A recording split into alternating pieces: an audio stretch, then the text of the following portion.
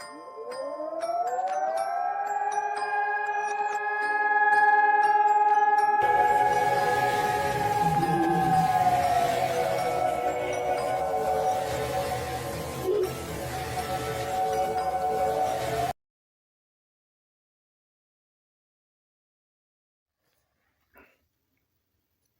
Return of Part 2. He looks like he's had way too much Halloween candy. Lucky bastard. This chapter has the same title as the first chapter. Nah, shit. But the stories in the first chapter are meant to scare you. The ones in this chapter are meant to make you laugh. Let's get into it. The Viper. A widow lived alone on the top floor of an apartment house. One morning, her telephone rang. "Hello," she said.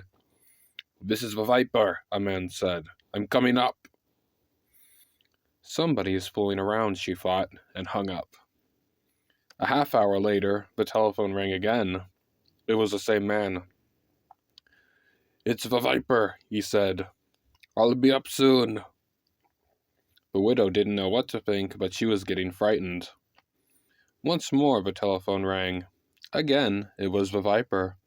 "I'm coming up now," he said. She quickly called the police. They said they would be right over.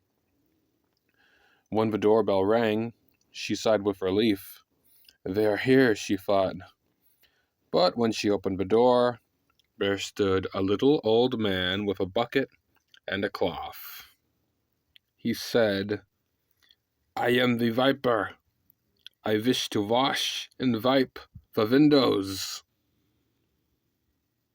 Yeah, boy.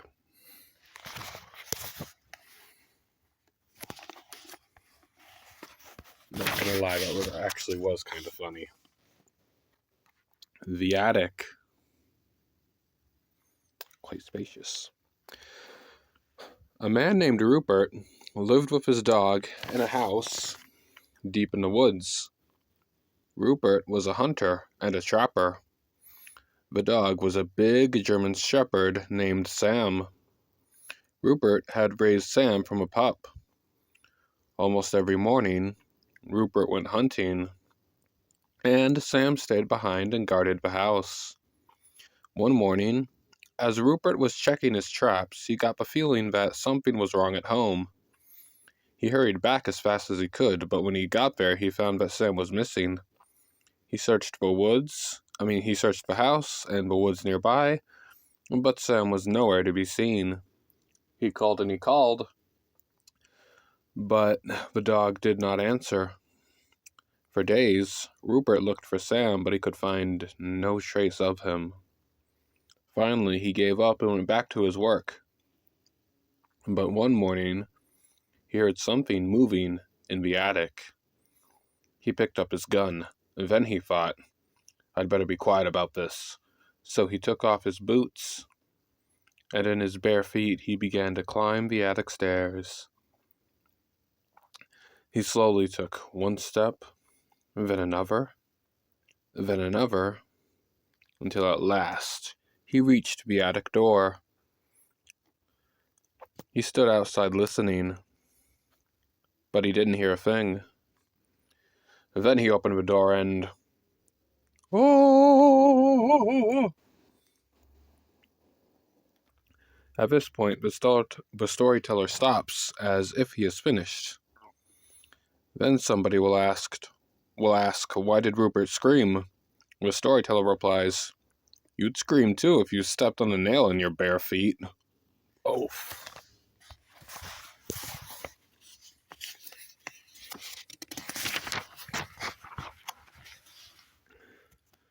The Slivery D.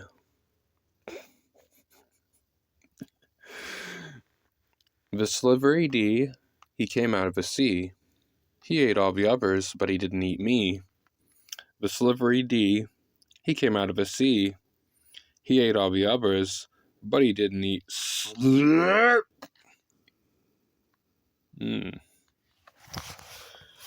Looks like that hoe took the big D.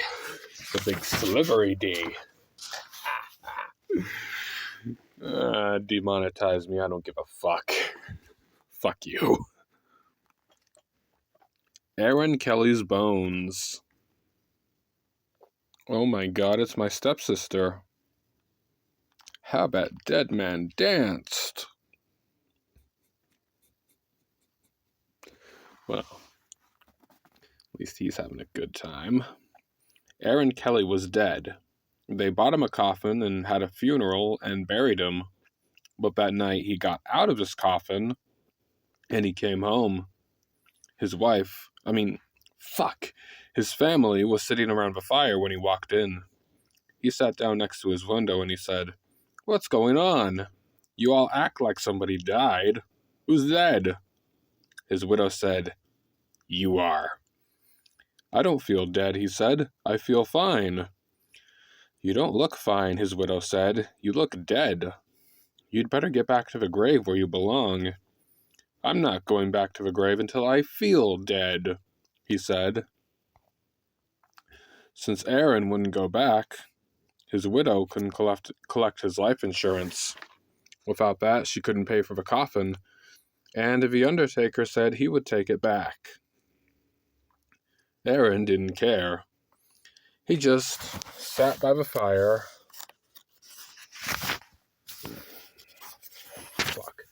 rocking in a chair and warming his hands and feet. But his joints were dry, and his back was stiff, and every time he moved, he creaked and he cracked. #relatable. One night, the best fiddler in town came to court the widow. Since Aaron was dead, the fiddler wanted to marry her. The two of them sat on one side of a fire, and Aaron sat on the other, cracking and creaking. "How long do we have to put up with his dead corpse?" the widow said. "Something must be done," the fiddler said. "This isn't very jolly," Aaron said. "Let's dance." The fiddler got out his fiddle and began to play. Aaron stretched himself, shook himself, got up, took a step or two, and began to dance. With his old bones rattling, and his yellow teeth snapping, and his bald head wagging, and his arms flip-flopping around and around he went. With his long legs clicking and his knee bones knocking, he skipped and pranced around the room. How that dead man danced. But pretty soon, a bone worked itself loose and fell to the floor. "Look at that," the fiddler said. "Play faster," said the widow. The fiddler played faster. Crickety-crack, down and back, the dead man went hopping, and his dry bones kept dropping. This way, that way, the pieces just kept popping. Wow. "Play, man, play!" cried the widow. Damn. The fiddler fiddled, and dead Aaron danced. Then Aaron fell apart, collapsed into a pile of bones. All except his bald head bone that grinned at the fiddler, cracked its teeth, and kept dancing. "Look at that," groaned the fiddler. "Play louder!" cried the widow. "Ho, ho," said the head bone. "Ain't we having fun?" This is so wrong on so many levels. The fiddler couldn't stand it. "Widow," he said, "I'm going home." And he never came back. Damn. The family gathered up Aaron's bones and put them back in the coffin. They mixed them up so he couldn't fit them together. After that, Aaron stayed in his grave. But his widow never did get married again. Aaron had seen to that. Yeah, you knew what you were doing, you undead little fuck. God, how annoying were you? Teach me your secrets, bony boy. I must learn the secrets of the annoying. The Ghost with a Bloody Fingers. A businessman arrived in a hotel late one night and asked for a room. The room clerk told him the hotel was all filled up. There is only one empty room, he said, but we don't rent that one because it is haunted. I'll take it, said the businessman. I don't believe in ghosts. Dumbass. The man went up to the room. He unpacked his things and he went to bed. As soon as he did, a ghost came out of a closet. Its fingers were bleeding and it was moaning, "Bloody fingers, bloody fingers." When the man saw the ghost, he grabbed his things and ran. The next night, a woman arrived very late. Again, all the rooms were taken, except for the haunted room. "I'll sleep there," she said. "I'm not afraid of ghosts." It's actually the right attitude to have. As soon as she got into bed, the ghost came out of a closet. Its fingers were still bleeding. It still was moaning, "Bloody fingers, bloody fingers." And the woman took one look and ran. A week later, another guest arrived very late. He also took the haunted room. After he unpacked, he got out his guitar and he began to play. Soon the ghost appeared. As before, its fingers were bleeding and it was moaning, "Bloody fingers, bloody fingers." The man paid no attention. He just kept strumming his guitar. But the ghost kept moaning and its fingers kept bleeding. Finally, the guitar player looked up. "Cool it, man," he said. "Get your motherfucking ass a Band-Aid." Okay, he didn't swear, but still. Oh. Holy shit.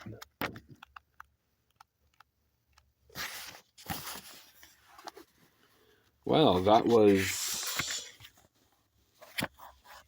notes, sources. That was everything. Except for the boring notes and shit in the back.